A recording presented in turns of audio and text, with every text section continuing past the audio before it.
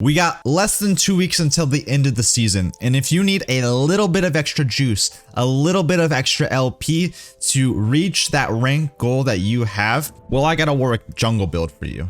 And it's one that I've been running a lot this last week, stomping on, snowballing super hard, and win streaking like crazy because this build is, it's just straight up money. I'm not gonna lie. Like, it's night and day compared to like where Warwick is right now with this build versus, well, the entire rest of the season. It makes very good use out of the Warwick buffs and is just a very well-rounded build that is just like, it leaves Warwick feeling strong the entire game, and you also just ramp somehow. So I actually think that Warwick Jungle is in a pretty solid spot. So these are the core items that we're talking about with this build. It's going to be Spear of Shojin, Iceborne Gauntlet, and then Titanic Hydra. You're going to get a Tiamat early. I'll go over the build a little bit further here in a second, but in essence, it's heavy CDR, heavy tankiness, solid damage, CC. You got a little bit of everything that really just Warwick wants and needs. And because of Warwick's Q buffs in the jungle, that makes his Q do a lot more damage against monsters. With all the CDR you have with Spear Shojin Rush, you're going to be clearing really fast in the jungle. Summoner spells, we're going to be running Flash or Ghost, and Smite, of course. Flash is going to be, are you going to, do you plan on diving anyone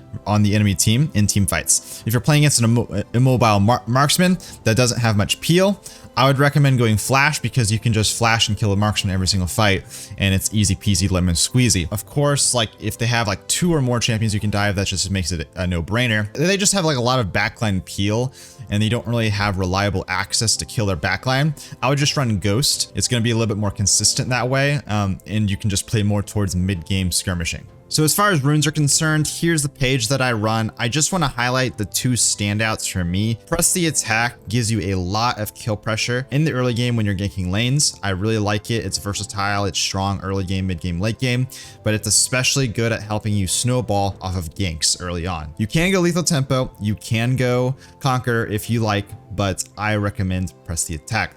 I also really like magical footwear because free boots is great, helps you save some gold, plus the extra movement speed helps out Warwick a lot considering his base movement speed is kind of poor. And as far as skill order is concerned, we're going to be doing Q level 1, W level 2, E level 3, W max, E max, and then Q max. So let's go ahead and dive into a game, and I'll show you guys how to jungle Warwick this patch and break down the details of the build strategies. And I'll also probably finish off with like a mini montage of some plays I've made with this build. So for starters, you're going to be wanting to start either blue buff or red buff. You can really do either or. There's a lot of flexibility here with Warwick. Neither one or the other is better than the other.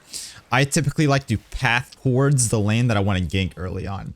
So in this instance, it's Camille, Renekton top lane. I want to path towards that lane because I think that I have the best odds of getting a kill on the Renekton early versus getting a kill on Caitlyn and Morgana bot lane. So that's why we're pathing in this direction. I try to not stare at my jungle camps too much. That's really key. You want to make sure that you are looking at the map so that you can be at the right place at the right time in every single scenario. That's actually very, very important for a champion like Warwick, who's very snowbally. Like, Warwick's not an early game champion. A lot of people I think he's an early game champion. He's not an early game champion.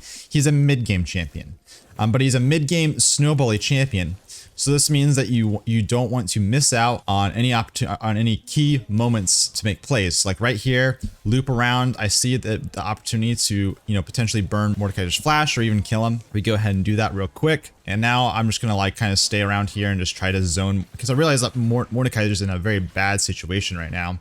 So I'm going to try to zone him off the wave and make it hard for him to play the game. And it may look like I end up inting here.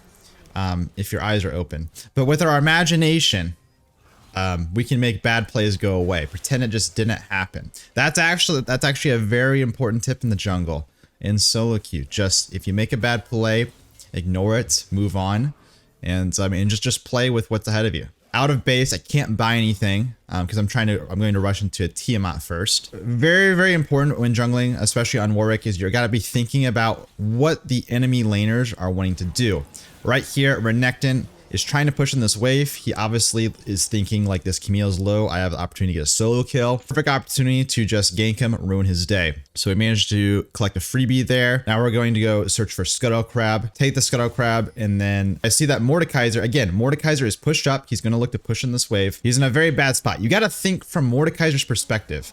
Like, think about how much would it suck to get ganked right now if you were Mordekaiser.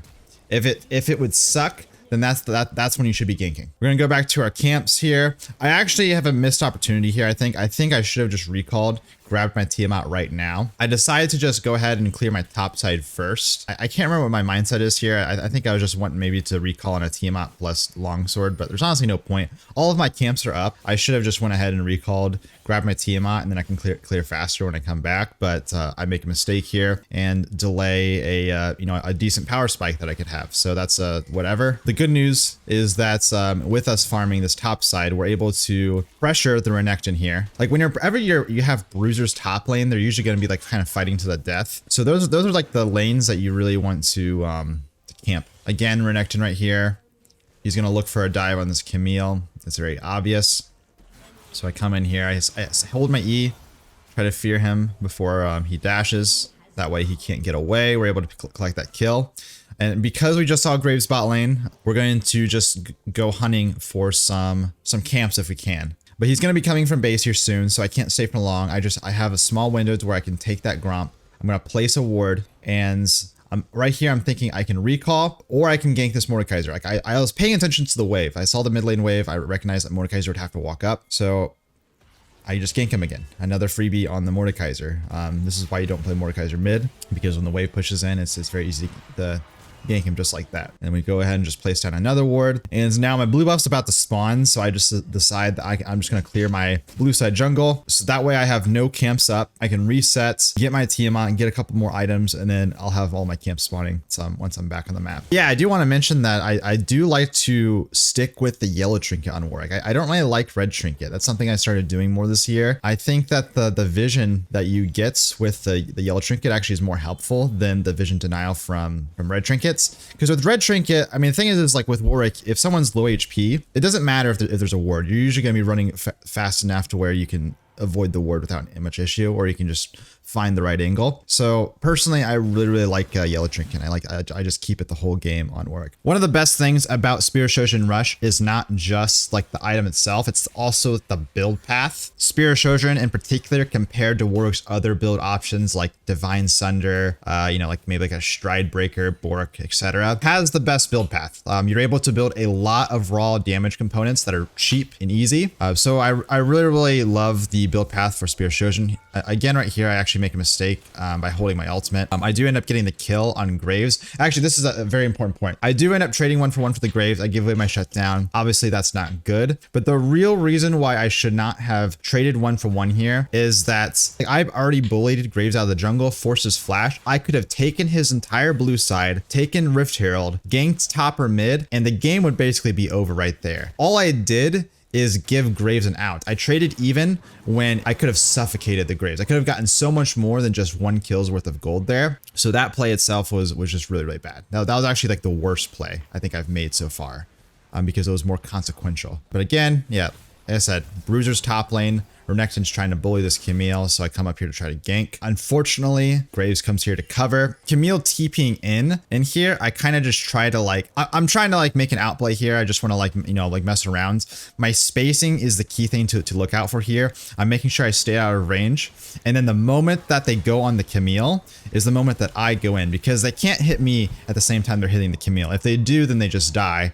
Like, they literally have no way out there. They're both like almost purely single target. So that was an easy, well, it wasn't really an easy play to go for. The decisiveness of me knowing when to go in is what made that 2v2 successful. That's what made a successful skirmish there. We jump on the Herald while we can. Neutral objectives, or really just any objective you want to take, if possible. I guess just any time, but especially after you get a kill. That's an advantage. I'm also just the most fed person on the map, so anyone that runs into me, I'm pretty much just not scared of. And that's exactly why I walk into Graves' jungle right here, because if Graves shows up to try to fight me, well, I can, worst case scenario, if I get collapsed on, I can just all it away. But if Graves tries to fight me or something, then I just fight him back, and I can probably kill him or bully him out of his jungle again. Go ahead and just take that. We're going to go back to the Scuttle Crab, secure it, and then look to pressure mid or top. Like we have complete pressure over the top side of the map right here. I think right here I just end up covering mid because Orianna does TP bot lane. This means that no one's here to cover, and probably just go for like plates or something. Yeah, we just go ahead and drop the Herald here. Just to take it while we can. There's a fight happening bot lane, so I'm just gonna run straight down here and see if I can clean up scraps. We see Graves show up mid, so this means that Caitlyn's alone, and we can just run under the turret and try to kill this Caitlyn.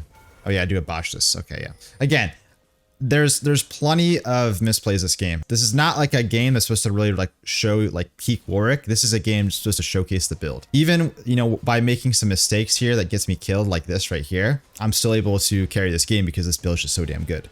But yeah, like I said, I really do like the item components aspect of Spear Shojin. So Spear Shojin, I try to get Caulfield's Warhammer as a whole first if I can. Otherwise, I go for pickaxe, longsword, longsword. Damage is key for Warwick Jungle early on because you need to have damage. You need to build damage to have kill pressure. A lot of other junglers don't really like need damage, like they have damage in their kits. Warwick's damage really comes through items and also his W passive. Like just building early damage item components is key. And then I usually go for a Kindle Gem last. But we got our Spear of Shojin now. And the reason why the Warwick buffs unlocks this build so much is because with all the CDR you're building with Spear Shojin, you're able to spam your Q more in the jungle. Warwick's Q does a lot more damage in the jungle now, which means that your jungle clear is really solid with Tiamat plus Spear Shojin. Previously, your clear speed would still be mediocre despite having some CDR because your Q just wouldn't be dealing enough damage. You need to build a Sheen item to really chunk these jungle camps. But with Spear Shojin now, we're able to kind of just murder these camps. Like you can just see, I just melt them. Basically what we do right now is we just look for opportunities. We look for kill opportunities wherever we can. If there's no kill opportunities, then we just clear camps. Right here, I probably actually went to ham. But we do end up kind of clutching it. Lucky. I'm not going to lie. That was not really... I won't even call that an outplay right there. That really was like a misplay where my teams kind of saved me. And I still played it fairly well given the situation. But Orianna ultimate there definitely saved me. We're going to go ahead and take the Scuttle Crab, clear our bot side jungle camps, I imagine. Unless I don't think we would want to counter jungle here unless we just don't give a fuck, I guess. It's just because I'm really fed, honestly. Like, generally speaking, I actually wouldn't counter jungle here because I don't have ultimate or flash.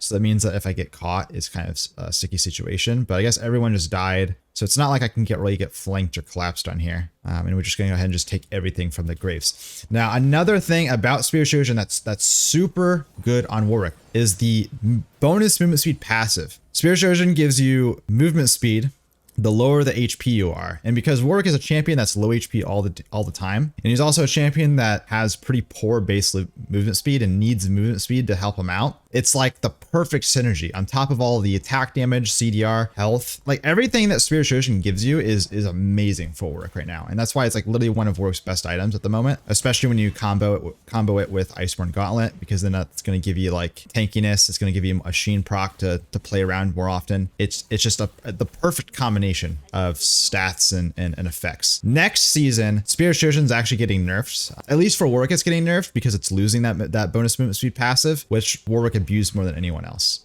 So that is pretty sad, not gonna lie. Kind of wish they kept that. I don't know if it's still going to be like, it might still be an okay item in some situations, but it's definitely not going to be as good as it is right at the moment. Right now, no action happening on the map, so we're just like clearing whatever we can. You still want to make sure you keep up and farm, but with our ultimate up here and the map kind of like split up a little bit, we're just going to just go for a kill here if we can. We forced the Caitlyn flash. I know I ulted the black shield. I didn't really care just because I can still Q to follow up and I can still just disengage there. Orianna ends up kind of inting there, but it's fine. We did burn the Caitlyn's flash. Caitlyn has like 8 kills, I think, at this stage of the game. She's like 8-1 or something like that. So yeah, she's 8-1. My job is to kill her in fights, and because we took flash, we can do this pretty easily. It's just going to take some time, but we just needed like maybe another item or two. Probably honestly, like once we get our Iceborne Gauntlet is when we're going to have really good kill pressure versus the Caitlyn, because then we're just, you know, we're not going to get one shot, and we're also going to have that slow that'll allow us to stick onto her. I could recall to buy some item components. I probably could have done that within the last minute or two. Because I'm fairly close to my Iceborne, I'm just wanting to just farm it up. Resets, 3,000 gold. That's enough for the Iceborne here. And yeah, we're going to collect that. And we also have the magical footwear, so we don't need to buy our boots 2 yet. And we also don't need to buy our boots 2 yet because we have that Spear of Shojin passive. And we have the Iceborne slow. Plus the W movement speed buffs. We're kind of covered. Like, we really don't need our boots 2 right now. But it's not as nice as the Iceborne Gauntlet here. That's for sure. Once you're in this position, you're in the driver's seat for Warwick. You're just going to be looking for picks in the side lane. Enemy team is unlikely to be grouping because they can't really, like, they can't group. If they group, you know, you just win the team fight. And if they split to try to, you know, farm themselves back in the game, well, Warwick is one of the best junglers in the game at capitalizing off of side lane picks. So just like fish for those on repeat. And the enemy team is never going to be able to really put themselves back in a position to win the game. Kind of like a mini skirmish here happens. I'm ready to like join the fight if needed, but I'm just hoping my teammates like, you know, stall a little bit longer. Because this Herald's low, I just go ahead and just finish it off real quick. I placed down my ward in River, by the way, because I'm holding this Herald, and I don't know how long I'm going to hold a Herald. So I want to just get my ward down just to get some value out of it. Dragon is spawning, or sorry, it looked like the enemy team was looking to rush this dragon, so I just dropped the Herald to kind of put a timer on them. And they don't end up starting it. We just go ahead and pressure. This puts us in a very, very, very awkward position. Just because Camille and Nyla get caught here, so we just walk away. Do try to make this pick on the Caitlyn. Succeed. We succeed. But we have nothing really going. Like me and Orianna, we have nothing here. I know a lot of people in solo queue, they freak out. Like, it's not just junglers. It's like everyone in solo queue freaks out over dragon. Especially third dragon. They're like, oh my god, we need this dragon. You don't. Trust me, we don't. Like, we're in a very good spot. Even if it was for soul, we just can't fight for that. The only thing we could maybe do is go for a steal, but because it's not soul, we don't want to go for a steal. If we can build a lead within the next 5 minutes, then they won't be able to get that soul. And we won't have to worry about it. So just don't throw, don't put yourself behind. If you put yourself behind, then you're going to lose the next dragon guaranteed. Like, sometimes you just have to give objectives. League of Legends is it's not a game about contesting everything and everything. It's about knowing when to give up objectives, kills, pressure, and playing around like the strengths of your team, playing around power spikes, and playing around different opportunities that arise. All right, here I got a nice flank on the Caitlyn, who again is like their entire team. So we make that pick and we spam ping the hell out of Baron here. And we just go ahead and start it. That's exactly what I'm talking about. If we contested that dragon in a 2v4 situation without ultimates up, we would not be in a position to take Baron right now and get a lead. Now the enemy team does end up walking up to contest here, so we have to like kind of kite it out. I think this fight actually goes wrong.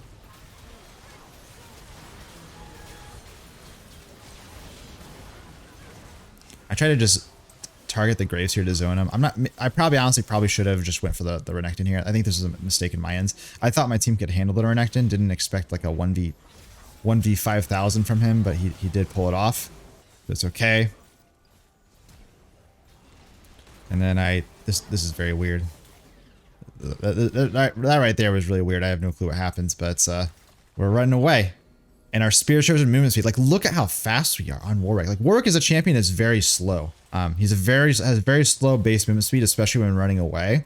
And with the Spear of Shojin, I'm actually outrunning everyone. We're just gonna go ahead and farm up some camps here. I could just reset and get my Titanic Hydra. What I actually want to do here though is I'm really close to my boots as well. So I'm trying to farm up for Titanic Hydra plus boots buy. I do have to be careful though, because the enemy team could, if they wanted to, just start the Baron. That's where my eyes are on. I'm trying to make sure that I don't recall when they're in a position to start the Baron. We're strong enough to contest the Baron, so I'm going to go ahead and just farm up while I can.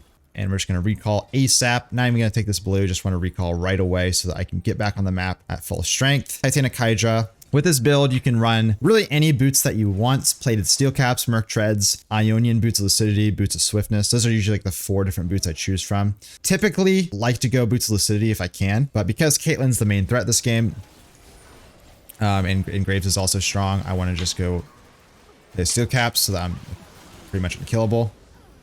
And yeah, we're fed. Like this is the power spike right here, guys. Like look at how stupid that is. That's an 8 and 5 Caitlyn. Graves is strong as well. I just ulted in 1v3 and it wasn't even close. I didn't take any damage. My damage is crazy. I'm able to spam Q on repeat. I'm able to spam E on repeat. And this build just snowballs so hard. If you get ahead, you literally are like a 1v5 machine. And similar to the last Baron, like when they show up, I'm going to try to contest. I learned my lesson from last time. I want to make sure that this Renekton doesn't kill everything. So I'm going to focus him down. Grab the kill. We're going to just start the Baron up. And my ultimate's almost up again. And that's another thing about having a lot of CDR. My ultimate's almost up. I'm able to use this a lot. So if their bot lane comes to contest, I'm going to do exactly what I did mid lane. I'm just going to ult them, kill them, and go back to taking the objective. So this is a free Baron. We managed to get a massive lead within the last 5 minutes. So even though this dragon's up, we're going to be able to bully them off of it without any issue at all. I ult through the Morgana Q just to gap close and to avoid the CC. And now I just go on the Caitlyn there, get a kill. And like this build is so broken. This build is actually like so OP when you get ahead. And I just cannot recommend it enough. I think it literally is so much better than the other builds that we've been running all season. And it's not like this is a build I just discovered late. This is a build that really, like I said, it really benefits from the Q buffs a lot in the jungle, plus the W buffs. So it wouldn't have been as good before. It would have been a lot slower. But with these buffs, it's just too damn strong. It's too damn strong. Trying to find a flank angle on this Morgana. I think I just go ahead and just dive. I know Caitlyn's up here, but like, do I really care about Caitlyn? I got a bunch of armor. Like, look at this. I don't even have to say anything. Just watch. This build actually just feels so, it's like so stupid right now. It really does feel stupid. If you're wondering what we build after these core items, I usually default to Gargoyle Stone Plates for pure tankiness, Sunfire Cape if I want like mix of tankiness and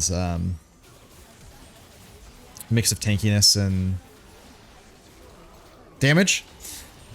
Or I just like really just any like bruiser or tank item that like you think just fits. So Abyssal Mask is really good for an MR option. Spirit Visage is fine. You can go Sterix Gauge. You can go Guardian Angel. You can go Thornmail, Randwinds. Really just build like any two combinations of bruiser and tank items, and it's going to complete your build just fine. But the key thing is this core. The core of Spear Shojin, Iceborne, Titanic Hydra. It's really, really strong, and it's definitely something that you guys need to start trying out yourselves. Right. So right here, I do end up building Sunfire, and I also go the Warden's Mail. One of the nice synergies with Sunfire with this build is with Iceborne. The slow is very strong on Iceborne, by the way. Like, you Q someone and they will not be running away from you. So you're able to have that sticking power to allow your Sunfire damage to really ramp up on enemies. It makes it so it's really hard to kite you, like very, very difficult to kite you. And look at how tanky I am. That's it. That's the game. So yeah, thanks for watching this, guys. Let me know in the comments if you do try out the build, how you like it, how you've been doing with it. Also, let me know if you have any other build you want me to try out. And lastly, enjoy this mini montage / highlight reel of some plays I made the last couple of days with this build in particular.